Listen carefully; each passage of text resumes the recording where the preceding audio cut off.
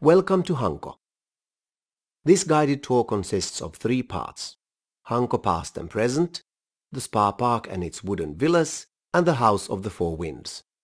This tour has been funded by Västnyländska Kultursamfundet as an EU project.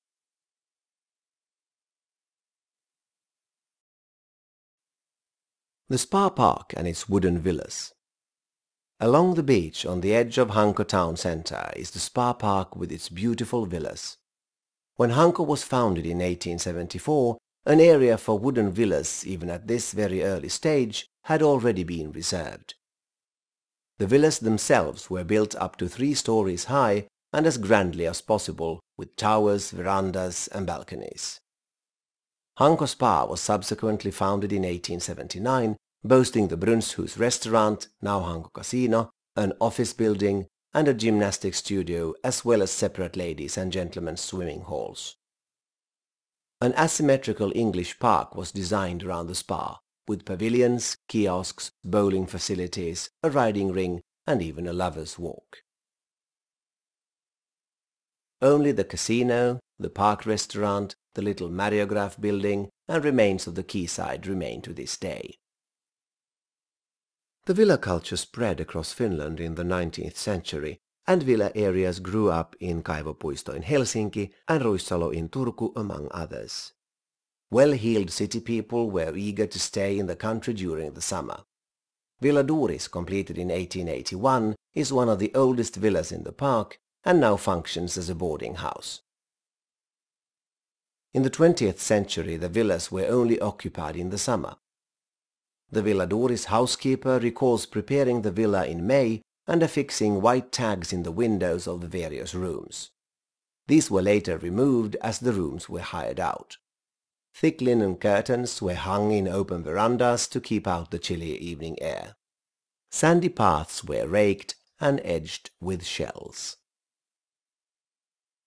Hanko Spa Park has 60 or so wooden villas built before the First World War. They are fine examples of the decorative wooden architecture combining various different styles, which held sway at the turn of the century. Some of the villas were designed as boarding houses from the outset, and from 1910 to 1920, when the spa was at the height of its popularity, nearly all the villas were rented out. The owners actually moved out. Even the mayor rented out his villa and spent the summer with acquaintances in a small beach house.